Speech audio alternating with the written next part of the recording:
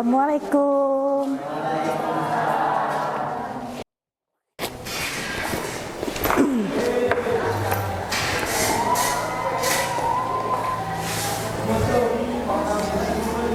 Kita memulai pembelajaran hari ini. Silakan membaca doa dipimpin oleh Andre. Silakan. Marilah kawan-kawan, sebelum kita belajar, marilah kita baca doa menurut agama dan kepercayaan masing-masing. Doa mulai.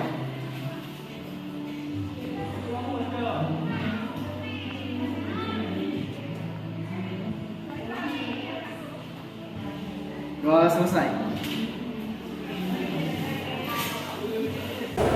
Semua berdiri.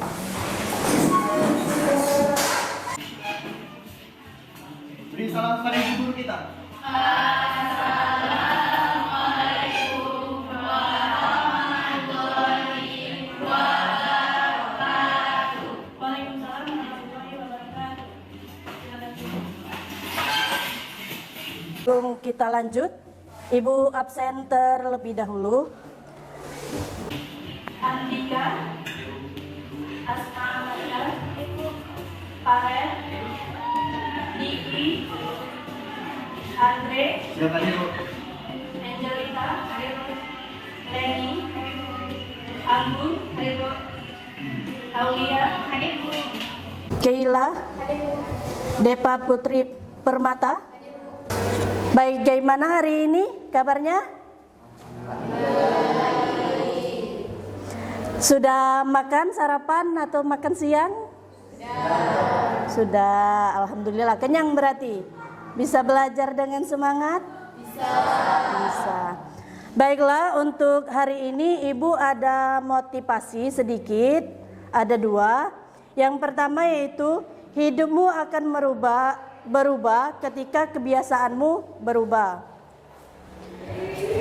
Yang kedua, kurangi rasa ingin tahu Anda tentang orang lain, perbanyaklah rasa ingin tahu tentang ide, gagasan, dan pemikiran.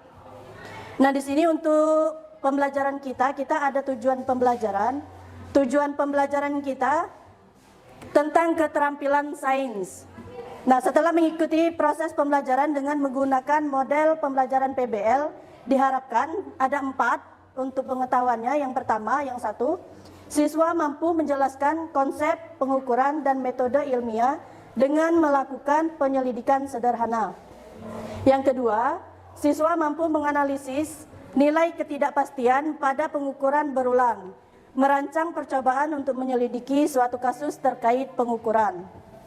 Dan yang keempat, siswa dapat menghitung data hasil pengukuran sesuai kaidah, aturan angka penting, notasi ilmiah, dan ketidakpastian pengukuran.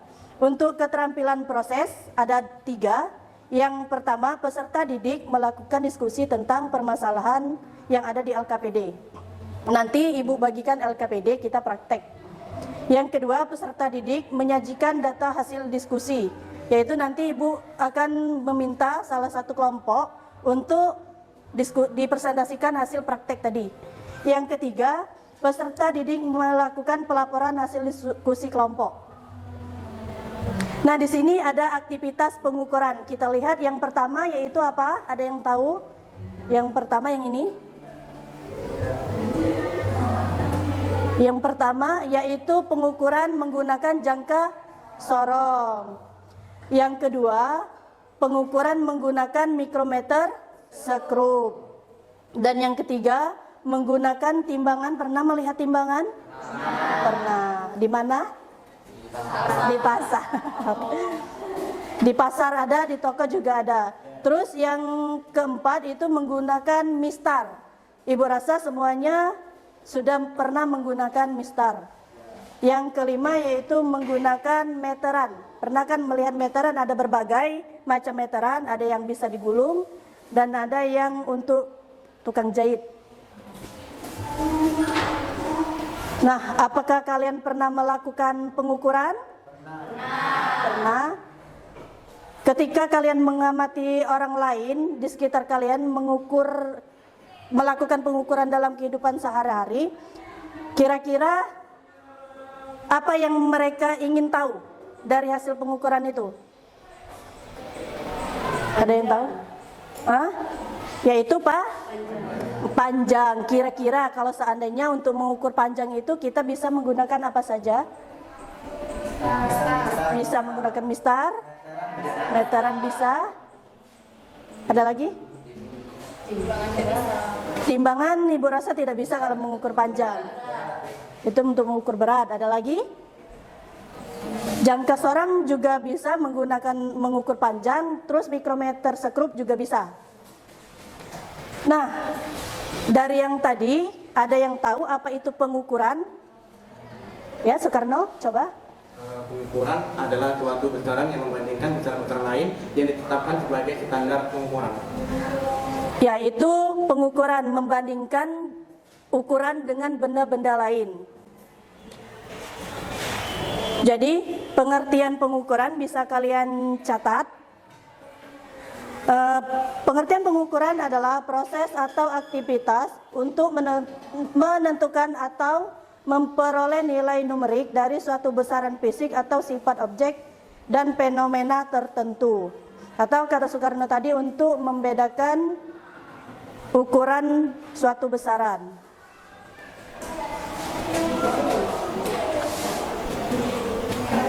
Selanjutnya yaitu tujuan dari pengukuran itu untuk mendapatkan nilai numerik yang dapat digunakan untuk membandingkan atau menggambarkan dan memahami karakteristik suatu objek atau fenomena. Misalnya seandainya kita mengukur kertas. Kertas ini ada HPS dan ada A4. Nah, di situ kita untuk membedakan ukuran panjang atau diameter suatu kertas. Nah, pengukuran dapat dilakukan dalam berbagai bidang. Yang pertama bisa di pelajaran fisika, bisa di kimia, bisa biologi, bisa teknik, bisa kesehatan, dan banyak lagi yang lain-lainnya juga. Nah, ilmu pengukuran ini digunakan untuk mengumpulkan data, menguji hipotesis, dan memverifikasi hasil penelitian. Di sini juga di bidang teknik dan industri, pengukuran digunakan untuk mengendalikan kualitas produk, memantau proses, dan memastikan kepatuhan terhadap standar. Seperti mengukur berat badan, suhu ruangan, atau jarak tempuh. Nah, fisika ini dalam cabang ilmu pengetahuan alam mempelajari fenomena alam melalui pengamatan eksperimen dan analisis matematis.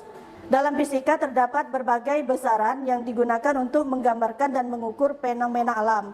Besaran ini dapat dibagi menjadi dua kategori. Yang pertama besaran pokok dan yang kedua itu besaran turunan. Nah, di sini pengertian besaran segala sesuatu yang dapat diukur atau dihitung dinyatakan dengan angka mempunyai satuan. Untuk pengertian besaran pokok tadi, besaran yang satuannya telah ditetapkan terlebih dahulu untuk menetapkan satuan besaran-besaran lainnya. Untuk besaran pokok ada 7. Ini untuk khusus besaran pokok tidak ada besaran yang lainnya, hanya ada 7. Untuk di satuan internasional itu diakui hanya ada 7. Yang pertama panjang yang satuannya m atau meter, yang lambangnya L. Yang kedua massa kilogram, yang lambangnya M. Dan ketiga, waktu satuannya S atau sekon, lambangnya T. Yang keempat, suhu Kelvin, satuannya Kelvin atau K, lambangnya I. Kuat arus, satuannya itu ampere, lambangnya T. Yang keenam, jumlah partikel, satuannya mol, lambangnya N. Yang ketujuh, intensitas cahaya, satuannya CD atau lambangnya I. Nah, untuk pengertian besaran turunan, yaitu besaran fisika yang satuannya terdiri dari besaran satuan pokok. Untuk besaran turunan ini ada banyak. Kalau tadi besaran pokok hanya ada 7, kalau yang besaran turunan ada banyak, tapi di sini Ibu hanya ambil contohnya 6. Untuk yang lain bisa pelajari lagi di rumah. Yang pertama untuk besaran turunan, 1 yaitu luas, lambangnya A. Satuan turunnya meter kuadrat. Yang kedua yaitu kecepatan, lambang besaran P, satuan turunan meter per sekon. Untuk yang ketiga yaitu percepatan, lambangnya A, satuannya meter per sekon kuadrat. Yang keempat gaya, lambangnya F, satuan turunannya kilogram meter per sekon kuadrat. Nama satuannya Newton dan lambang satuannya N. Yang kelima yaitu usaha, lambang besaran W, satuan turunan Nm apa? Newton meter. Nama satuan Joule, lambang satuan J. Atau yang kita tulis nanti J, bukan yang lain. Besaran yang keenam yaitu daya, lambangnya P, satuan turunannya Joule per sekon. Nama satuan Watt, lambang satuannya W. Nah, di sini kita ke alat-alat pengukuran. Sebelum kita ke alat pengukuran, jenis-jenis pengukuran itu ada dua, yaitu pengukuran kuantitatif dan kualitatif. Untuk yang kualitatif, pengukuran jenis ini melibatkan pengukuran besaran fisik yang dapat dinyatakan dalam bentuk angka seperti panjang, massa, suhu, tekanan, dan waktu. Contohnya seperti mengukur panjang sebuah meja atau berat badan seorang, suhu dalam. Kalau mengukur suhu itu biasanya menggunakan apa? Termometer. Terus yang kedua yaitu pengukuran kualitatif. Nah, pengukuran kualitatif ini, jenis ini melibatkan pengukuran sifat atau karakteristik yang tidak dapat diukur secara numerik, tetapi dapat dijelaskan secara deskriptif. Contohnya, mendeskripsikan warna, tingkat keasaman suatu larutan, atau aroma makanan. Nah, di sini Ibu ada alat-alat pengukuran. Yang pertama yaitu mistar. Di sini Ibu contohkan pengukuran menggunakan mistar, menggunakan balok. Nah, hasil dari pengukuran itu ada yang tahu berapa? Dari gambar yang Ibu tampilkan, ada yang tahu berapa ukuran balok yang kita ukur hasilnya? 74,2 cm. Mistar ini digunakan untuk mengukur panjang atau jarak. Biasanya kalian menggunakan ini untuk di sekolah atau bisa untuk di tempat lain. Di mana biasanya digunakan mistar? Tempat jahit bisa, kantor seperti arsitek biasanya menggunakan mistar. Yang kedua yaitu alat pengukuran menggunakan jangka sorong. Nah, untuk jangka sorong ini ada berbagai nama alat dari jangka sorong ini. Untuk yang di atas yaitu tempat untuk kita mengukur diameter, untuk mengukur diameter bagian dalam lubang kalau seandainya lubangnya tidak terlalu besar. Terus skrup pengukur. Skrup pengukur itu untuk mengunci mikrometer, untuk mengukur jangka sorongnya. Yang selanjutnya rahang tetap. Yang di bawah yang warna hitam itu untuk mengukur diameter bagian luar benda atau ketebalannya. Yang selanjutnya rahang sorong. Nah, di situ ada dua nomor-nomor dari skalanya. Yang untuk bisa digeser itu skala nonius, yang tidak bisa digeser itu skala utama. Jangka sorong ini digunakan untuk mengukur panjang, ketebalan atau diameter objek dengan tingkat presisi yang lebih tinggi dibandingkan penggaris, karena ketelitiannya lebih teliti daripada penggaris. Ketelitiannya yaitu 0,01 mm. Yang selanjutnya alatnya yaitu mikrometer skrup. Untuk mikrometer skrup, nama-nama dari mikrometer skrup itu yaitu untuk yang kecil itu landasan. Untuk hasil dari pengukuran kalian yaitu landasan tipis yang bisa digeser-geser sumbunya.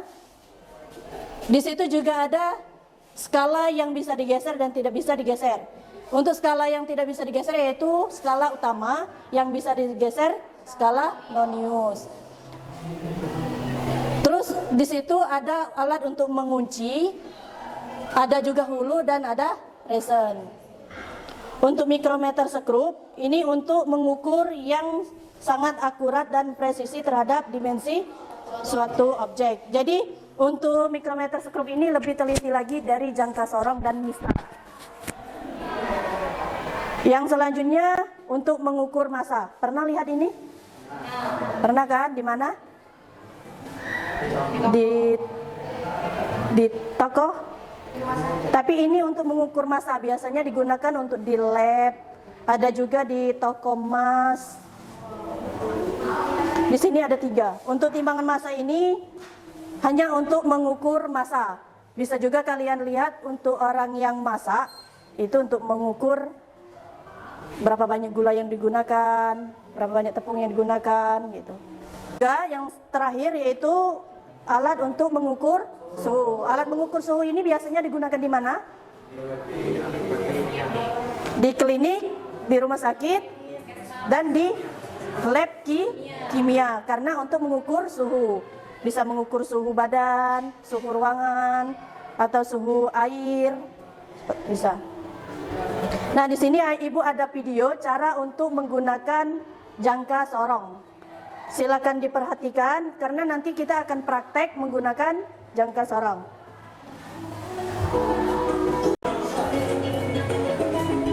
Kedengaran? Jelas tidak?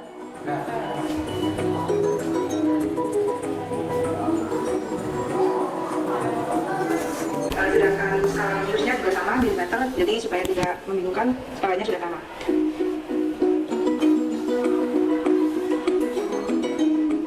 Selanjutnya video menggunakan mikrometer skrup.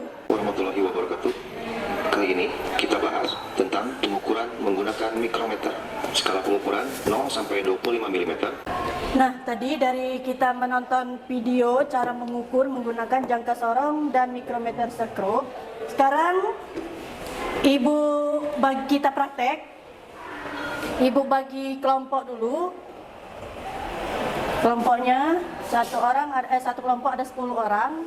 Silakan membentuk kelompok, duduk membentuk kelompok. Silakan.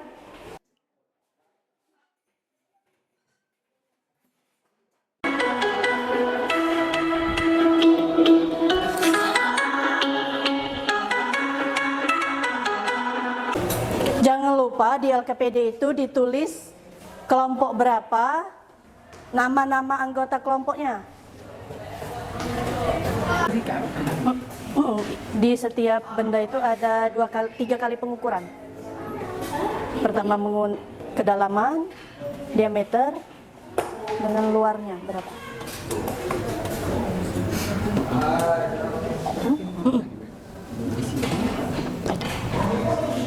Yang penting nama-nama sudah diisi.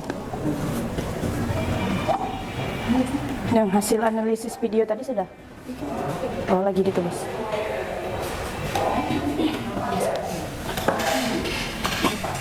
Anggota kelompok yang lain boleh mencoba. Kalau seandainya Andri sudah mengukur, yang lain boleh. Sudah ketemu hasilnya, yang lain maju.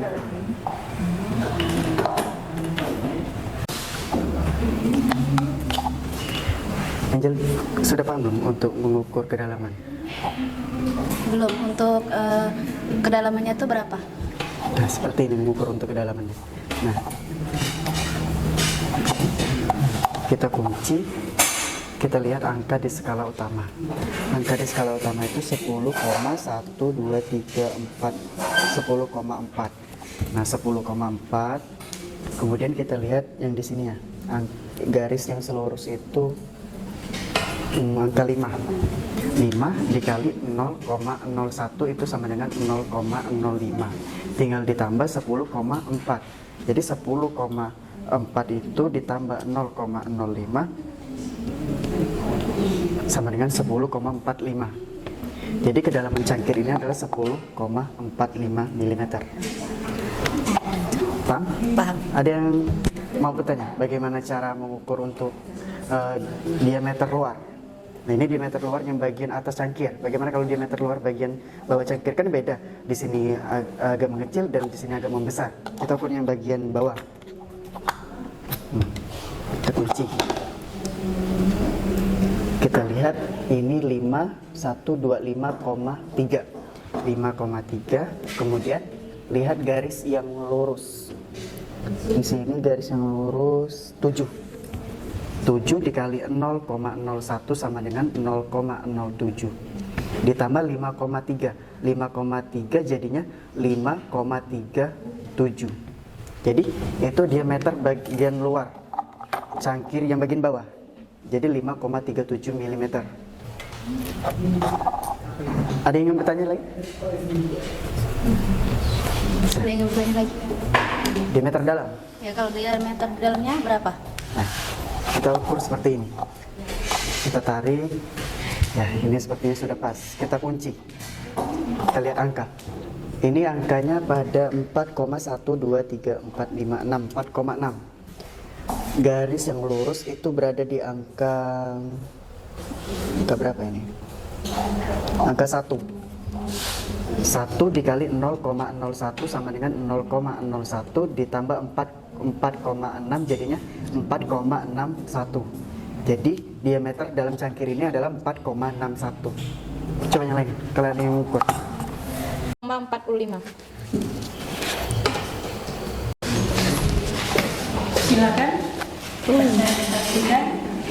Bajingan. Baik.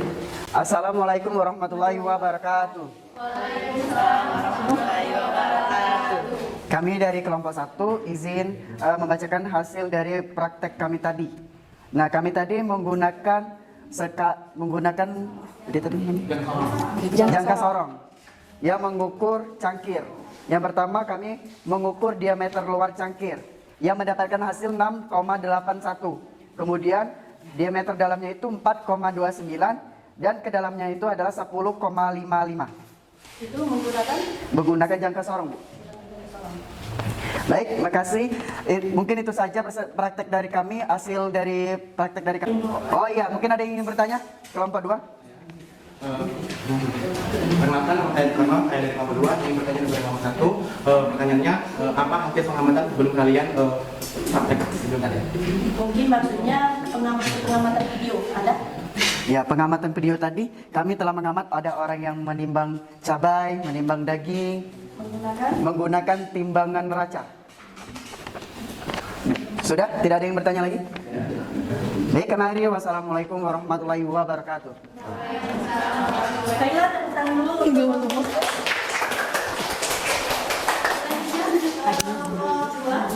Silakan saksikan hasil dari pengukuran kalian ini. Warahmatullahi wabarakatuh. Baiklah, di sini kami dari kelompok 2 ingin mempresentasikan tentang diskusi kami dengan judul pengukuran menggunakan tutup botol dengan menggunakan alat ukur mikrometer sekrup. Pada pengukuran kali ini, bagian yang diukur adalah ketebalan kedalaman luar dan juga ketebalan kedalaman dalam. Di sini sudah kami ukur menggunakan tutup botol yang memiliki hasil skala utamanya ada 0,1 dan skala noniusnya 35 dengan memperoleh hasil 0,45. Itu adalah ketebalan kedalaman dalam. Selanjutnya ada ketebalan kedalaman luar dengan skala utamanya 0,1 dan skala noniusnya adalah 25 memperoleh hasil 0,35. Baik, setelah dilakukannya praktikum, kami dapat menyimpulkan bahwa pentingnya pengukuran besaran fisis dalam oversize piston. Yang pertama, dalam kegiatan pengukuran terdapat angka atau nilai ketidakpastian dari hasil pengukuran dengan dasar ketidakpastian setelah dari nilai skala terkecil alat ukurnya. Yang kedua, dalam melakukan pengukuran, alat ukur yang digunakan sangat berpengaruh dengan hasil perhitungannya. Ketiga, dalam kegiatan pengukuran, semakin kecil skala alat ukur yang digunakan, maka semakin akurat nilai yang didapat. Dan yang keempat, kualitas hasil pengukuran suatu besaran dalam percobaan fisika ditentukan oleh faktor-faktor, yaitu pentingnya dalam kehidupan sehari-hari. Dari video itu ditampilkan dengan tujuan menuju adanya kegiatan pengukuran. Selanjutnya, mengapa kita perlu pengukuran? Karena dengan adanya suatu pengukuran, kita bisa mengetahui ukuran suatu benda dan dapat dengan mudah membandingkan benda satu dengan benda lainnya. Kemudian, alat ukur apa saja yang digunakan dalam kehidupan sehari-hari? Dari video yang telah ditampilkan, ada beberapa alat ukur. Pertama ada meteran, timbangan, neraca, termometer, penggaris atau mistar, dan yang terakhir ada jangka sorong. Baiklah, mungkin itu saja presentasi dari kelompok kami. Kami akhiri. Wassalamualaikum warahmatullahi wabarakatuh. Baiklah, tepuk tangan dulu untuk mahasiswa. Silakan duduk. Baiklah, berakhirnya presentasi yang kita selesaikan tadi. Untuk yang selanjutnya kita akan menyimpulkan pembelajaran yang kita lakukan untuk hari ini. Ada yang bisa menyimpulkan dari pembelajaran kita hari ini? Dari kelompok 1. Ya, silakan. Kesimpulan dari materi pengukuran kita tadi dan disimpulkan nilai skala itu ditentukan pada skala utama dan nol. Penggunaan alat ukur harus dengan cara yang benar karena bisa berubah-ubah ukurannya. Pengukuran sangat penting dalam kehidupan sehari-hari dan menggunakan alat-alat yang berbeda bisa mendapatkan hasil yang berbeda juga. Mungkin itu saja. Terima kasih. Wassalamualaikum warahmatullahi wabarakatuh. Waalaikumsalam. Terima kasih untuk Andre. Kita kasih aplaus untuk Andre. Pembelajaran hari ini untuk minggu depan kita akan mempelajari tentang dimensi. Silakan dipelajari di rumah. Nanti akan ibu kirimkan link untuk mengerjakan soal-soal kontes. Siap, Bu. Siap, Bu. Untuk yang selanjutnya, pesan terakhir dari Ibu, cobalah untuk menghormati guru kalian dan orang tua kalian karena setinggi apapun ilmu kalian tergambar dari bagaimana cara kalian memperlakukan orang tua. Baik, itu saja yang bisa kita pelajari hari ini. Sekarang kita selesai. Silakan bersiap-siap untuk pulang. Alat dan LKPD-nya dikumpulkan.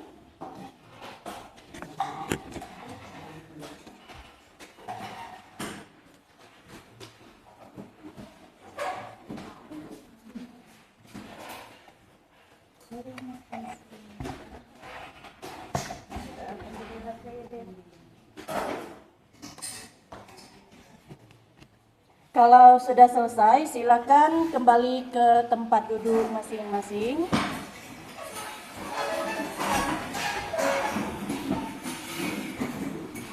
Sekarang kita bersiap-siap untuk pulang.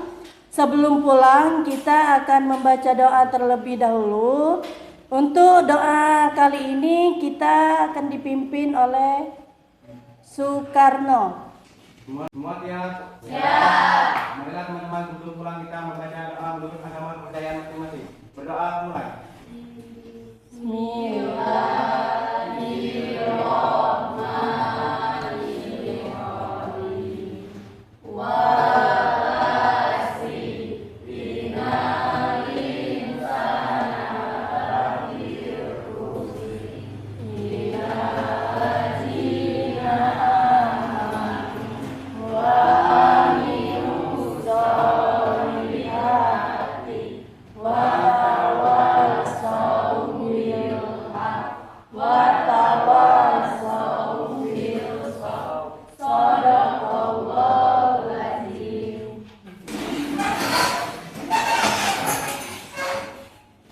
Beri salam kepada ibu guru kita.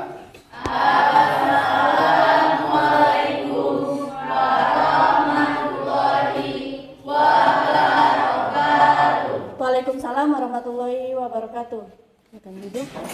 Baiklah, untuk pembelajaran hari ini Ibu ucapkan terima kasih. Mohon maaf atas segala kesalahan dari perilaku atau ucapan. Dan ambil baiknya, buang buruknya. Ibu ucapkan terima kasih. Tangan untuk kita hari ini.